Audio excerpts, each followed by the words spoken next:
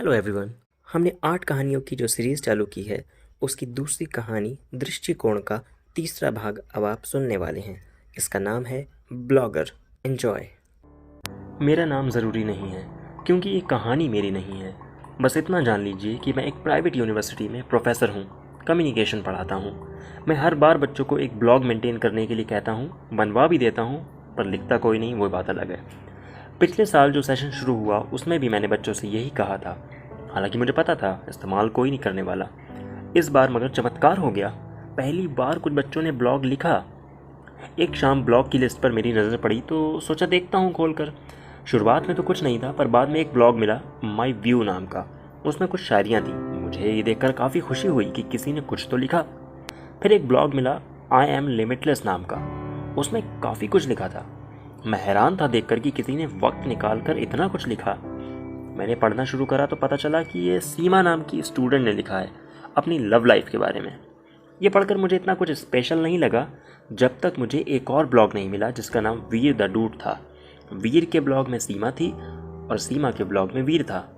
दोनों ने एक ही कहानी अपने अपने नज़रिए से लिखी थी। अगले दिन मैंने कॉलेज में सीमा को अपने केबिन में बुलाया और उससे कहा, मैंने तुम्हारा ब्लॉग पढ़ा। मुझे काफ़ी खुशी हुई इस बात की कि तुमने मेरी बात मानी और लिखा। मुझे पता है ये तुम्हारा पर्सनल मैटर है, पर फिर भी मैंने सोचा पूछ लूँ अगर मैं तुम्हारी किसी तरह से कोई मदद कर पाऊँ। मदद? कैसी मदद सर? किस मामले में? उसने हैरानी से पूछा। तो मैंने कहा, यही वीर के बारे में। तुम उससे प्यार करती हो ना, पर तुम लोगों के बीच कोई गलतफहमी हो गई है। मुझे पता था मेरा ये सब कहना शायद सही नहीं था अपने स्टूडेंट से, पर पता नहीं क्यों मुझे दोनों की स्टोरी पढ़कर बड़ा बुरा सा लगा। तो मन हुआ कि कुछ ठीक कर पाऊँ तो कर दूँ। अरे सर, आपने वो सब सीरियस ले लिया?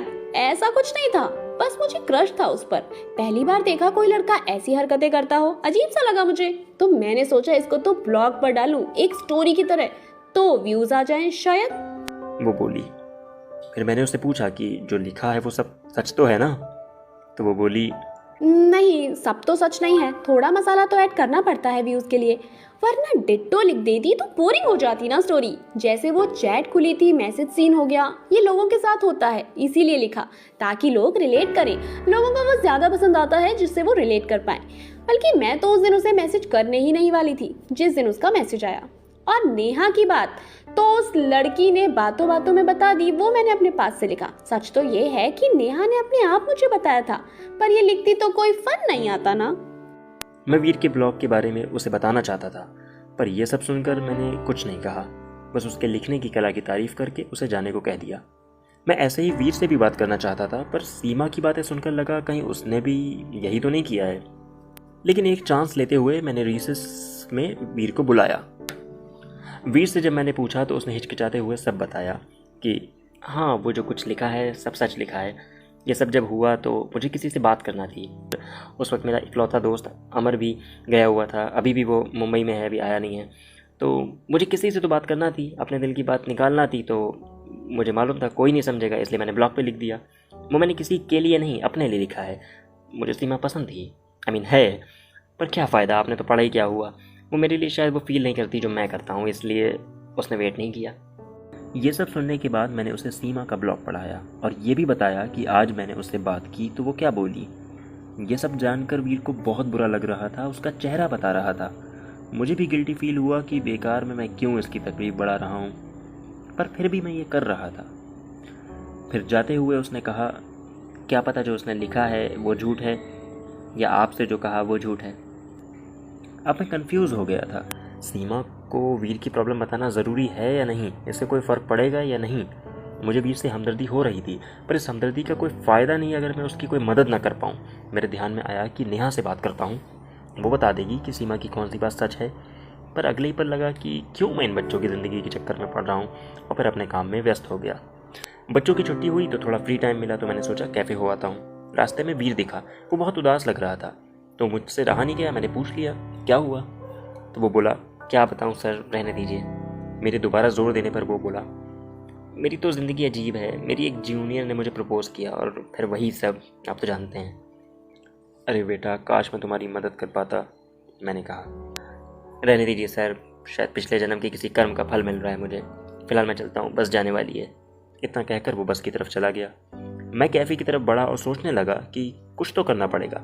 ऐसे इस लड़के को छोड़ दिया तो ये तो सुसाइडल हो सकता है, इसकी मदद करना ज़रूरी है। अगले दिन मैंने सीमा को फिर से बुलाया और उससे बात की।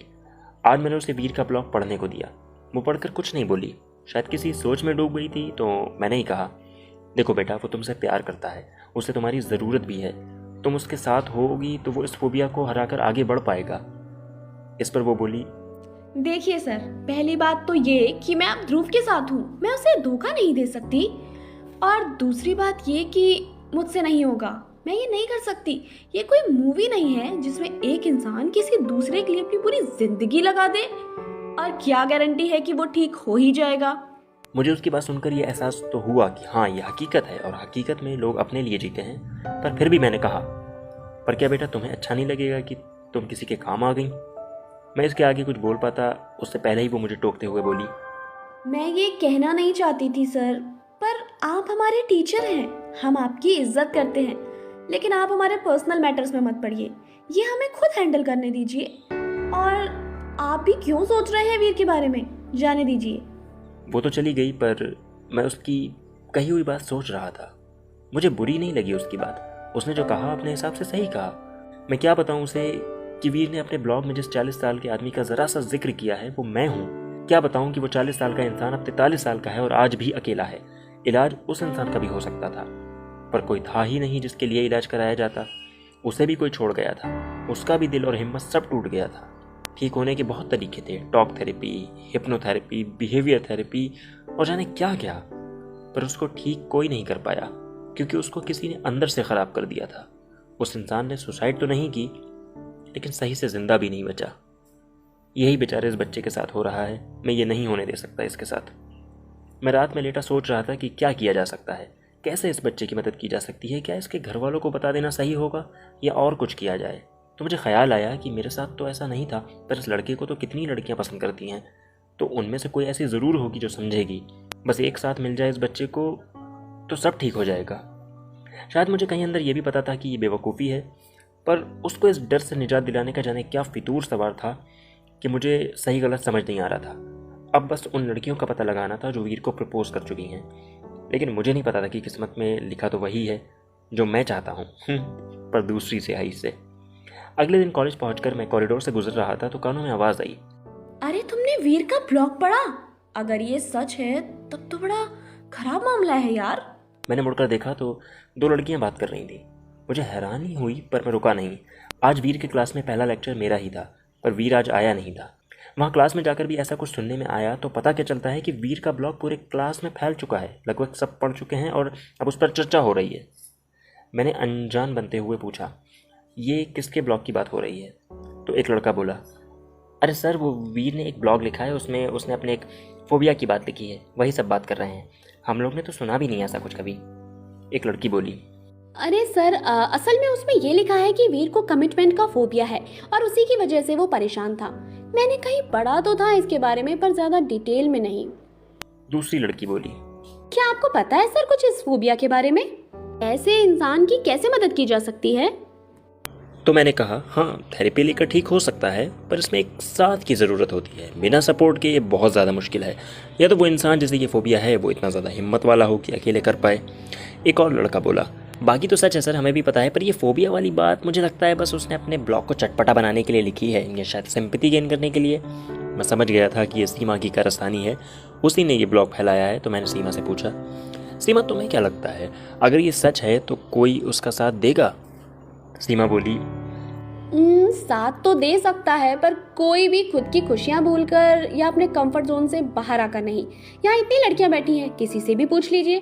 और सिर्फ लड़कियों से क्यों, लड़कों से भी पूछिए कि अगर किसी लड़की को ये प्रॉब्लम होगी तो क्या वो साथ खड़े होंगे? आखिर कितना इंतजार कर पाएंगे किसी का? मैं बोलता उससे पहले बच्चे बोलने लगे। हाँ, बात तो सही है, किसी के लिए इतना डेडिकेटेड कोई तभी हो सकता है जब कहानियों वाला प्यार हो। किसी ने ज़िंदगी को किसी पर खर्च करने के लिए छोटा बताया तो किसी ने अपने डरों से लड़ने की सीख दी। कोई मजाक करने लगा तो किसी ने इतनी कड़वी सच्चाई बोली कि दोनों को सुनकर गुस्सा आ गया। सबकी बातें सुनकर लगा कि अच्छा ही है आज भी नहीं आया, वरना जाने क्या हाल होता उसका।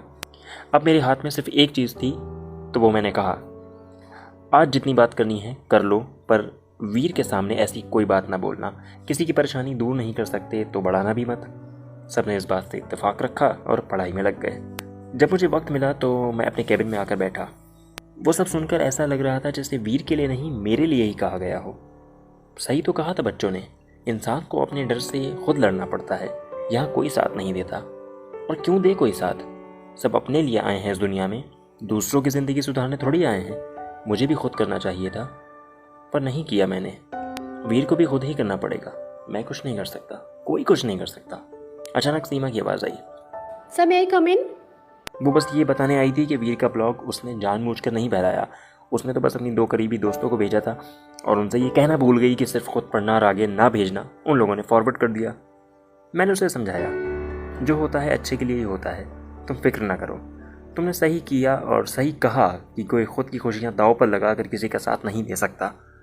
बस एक बात का ख्याल रखना कि उसे क्लास से कुछ सुनने को ना मिले। उसने हाँ में हाँ मिला दी।